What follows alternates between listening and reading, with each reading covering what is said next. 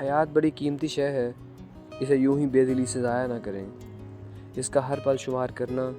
ہر لمحے کی قدر کرنا اور ان لمحات سے خوشی کشید کرنے کا فارمولہ سیکھیں، اور یہ آپ کو اپنی کچھ عادات کی تبدیلی سے ہی آئے گا، جیسے کہ نئی جگہوں کا سفر کریں